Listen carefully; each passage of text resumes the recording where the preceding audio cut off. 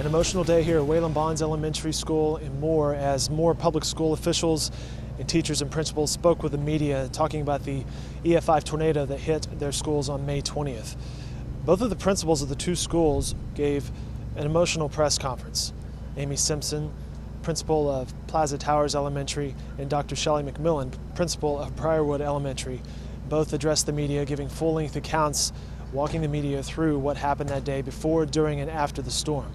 And then following that press conference, teachers and the two principals addressed the media. One of my other teachers described it perfectly in that when you sit still, that's when it gets to you the most. Luckily, for me, I didn't get cable until the night before last, so I hadn't seen anything or heard anything or listened to anything. Just the outpouring of everyone, their love and their concern from elementary friends all the way through college, and then of course my principal friends. That's where the support comes from. My husband, my kids, seeing my kids. They're just kids. They haven't seen Plaza Towers yet, so they have no idea what I came out of and how blessed I am still to be their mother. So a lot of pain, a lot of tears, very little food and very little sleep is the way you get through it. We weren't able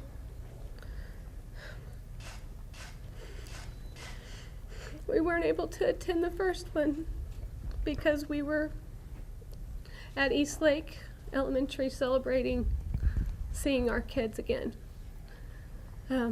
So many scheduling conflicts with things that go on here after this kind of event.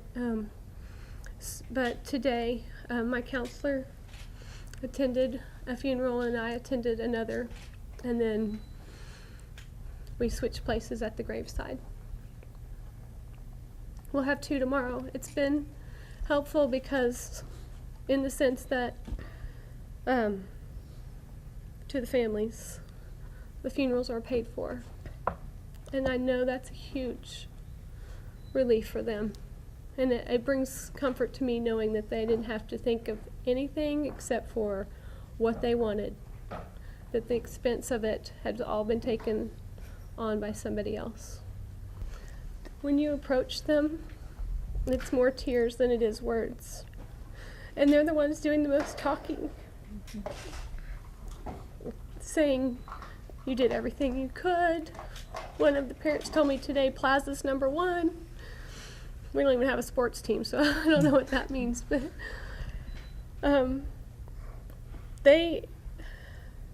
all of these families are at the school. They participate actively in the things that we do there. They eat lunch with their kids at the Kelly Cafe. There are faces that we see all the time. What does it mean to you to hear those words of support? I imagine to all of us it means everything, because we poured everything that we had into that day to do it the right way. I mean, we prepare for it for months and months and months, and some of these kids have prepared for years. I mean, they've been at Plaza Towers since pre-K. So our 6th graders know the same routine for those 7 years. So it's it means everything. It's a little unexpected because of the lives that were lost. Yesterday at the meet and greet, more excitement just to see their friends. We had the 3rd grade in a separate room.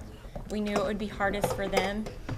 Some of them were right next to their friends, and they knew before they were even pulled out.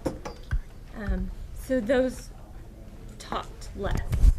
They really didn't say much of anything. I saw a student today at Nicholas's funeral who was his best friend, and he just hugged me and said he was okay. He actually said, "I'm bad, but okay." But other than that, they're smiling and they're laughing and they're happy that they're alive. They see the small, exciting things in life as big things.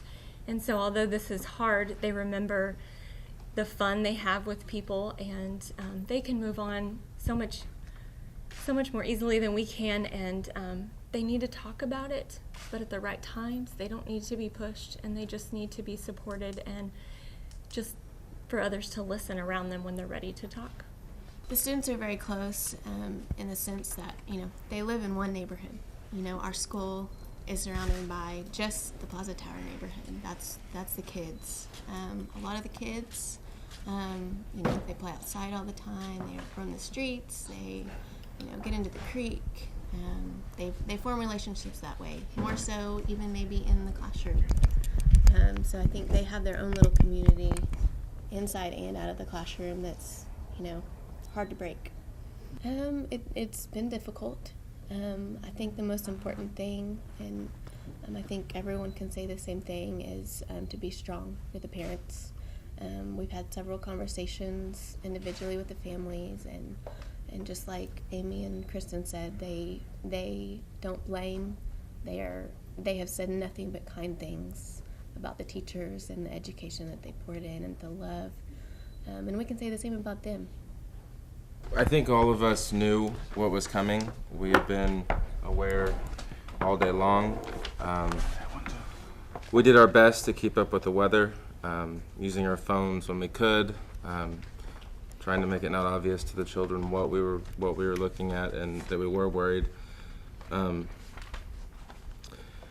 As the storm got closer, it was obvious that we were going to be hit. There was no way around it. I think we all knew that. Several of us had walkie-talkies. We communicated with each other where it was going to hit first, where we all were, so that we would all know when it was over with where we were and where our kids were. The kids did a great job. They followed directions. They listened.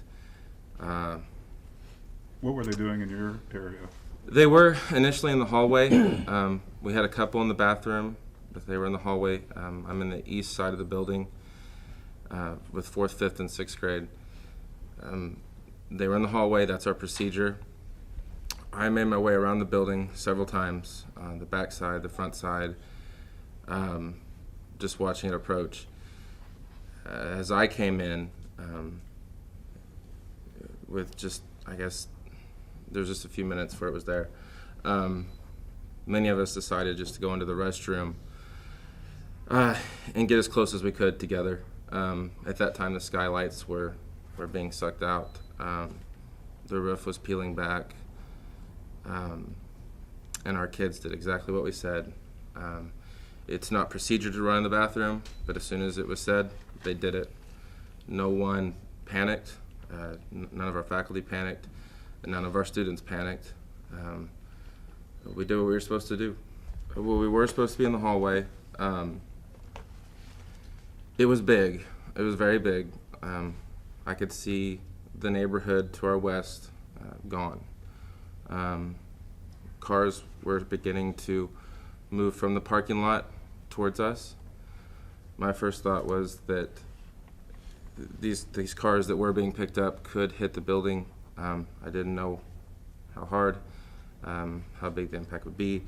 That's the reason I decided to move my kids to the restroom, is because the trees and the cars that were in the air. It was the most central location.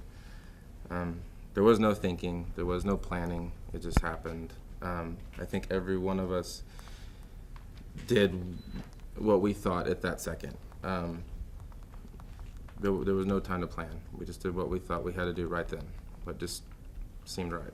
Practicing these procedures, we're 26 kids in a classroom. Right. At this time, several students had been checked out. Okay. So as your numbers get lower, then you can make adjustments. So whenever we're practicing in December, our tornado drill, we have 26 kids lined up down the hall. You can't fit that many students into the bathroom. You can fit that many across the hall, which is they're on interior walls. So that's the other thing, is that this tornado ripped through an exterior and an interior wall. So much that I'll need to lead the community into. I think that at this point there's going to be a very healthy fear, and that most students will be checked out beforehand. And if that is not the case, it's my understanding that FEMA has addressed our Moore Public Schools about a safe room. So in the future, for the next building, it's my understanding that there will be a safe room. And the discussions have already been talked about for, of course, Briarwood too. Our biggest hope is that this becomes something that we can add to all the campuses. And those discussions are going on with people who control the budget. I just control my little piece of the pie. Like I said, I'm not a meteorologist, but I know for sure on my own experience that they don't happen before 3 o'clock normally. But now, obviously. Now, obviously, I'm all behind. Yeah, when you build my new building, I'd love a safe room. Absolutely. Also grew up in Oklahoma, so when we go out in the hallway, I've done tornado drills since you're in kindergarten. You go sit in the hallway. I'm thinking the lights may go out, my kids might get scared. And I hadn't looked at a radar, and I just assumed it'd be the same as any other time that there was weather. We'd just sit there. Someone would get scared. I have younger ones, first grade, so I thought they'd get scared. I had them lined up in the hallway, like that's our procedure. We're on a portion of the hallway, and I'm sitting there, and as stuff starts breaking, I start to realize, like, as there's a skylight, and I don't know if it was sucked up or stuff started coming down, but it started shattering in. And so I immediately turned and I stuck the kids that were closest to it there's a bathroom on the wall. So I started sticking them into that bathroom, just the ones in front of there.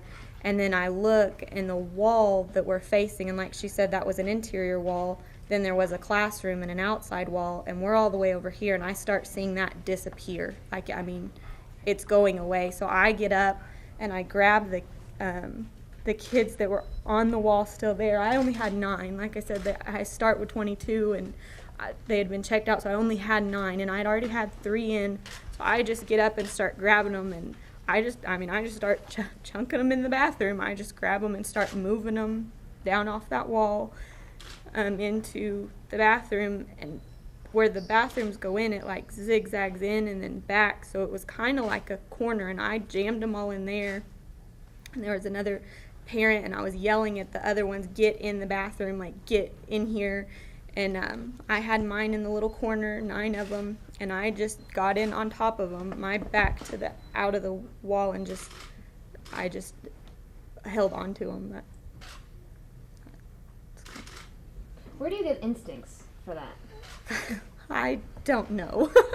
It was, like you said, it's just a reaction. Like, you just see, this is disappearing, this isn't safe anymore, that looks more safe, get them there. Because you know that their heads are down and they're not thinking, and it's just any one of the teachers, any one of them would have done the exact same thing. It's just, that's what you do. Those are your babies, and you do anything that you can, and that was safer, so just do it. And you don't think. There wasn't thoughts. I mean, you just do it.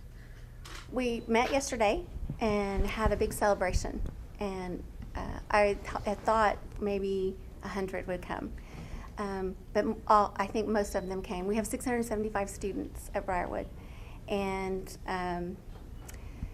it was very healing to see everyone, to see the teachers, to see the kids, parents hugging each other, kids smiling and coming up and just squeezing and not letting go. No one wanted to leave. We just all wanted to hang out. So I think that was the first step in healing, and reassuring them that we're all still going to be together. We're going to reunite.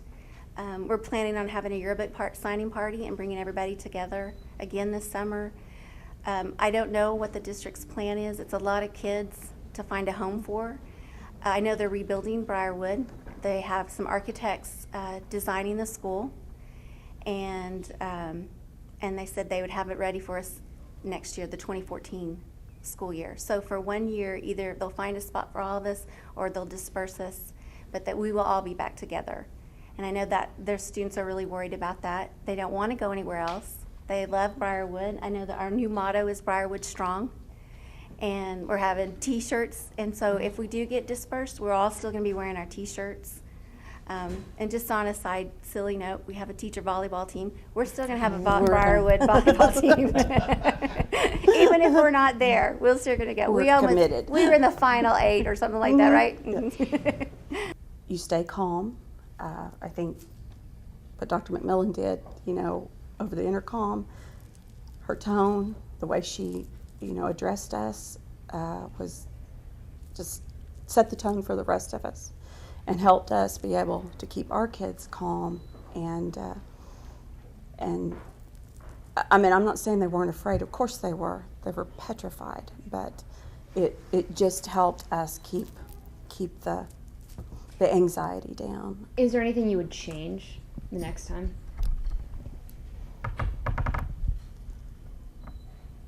Well, we survived. We came out alive. Our teachers and kids are great.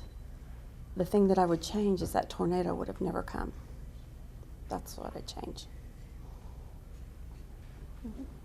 I mean, every one of them that I saw yesterday, they just wanted to, how are you, Mrs. Glasgow? And I'm like, how are you? I'm great. I want to worry about you. And it was just so nice to see their faces, and they were smiling and happy and playing with each other, and like they didn't have a care in the world. Do you think they know about what happened at the other school? I'm not sure. A lot of them don't have power, so I don't know that they've seen television. So I don't know. Graduation ceremonies for the 3 more high schools will go as scheduled. That'll be Saturday, tomorrow at the Cox Convention Center. And you can watch the press conferences from earlier today in their entirety online at newsok.com.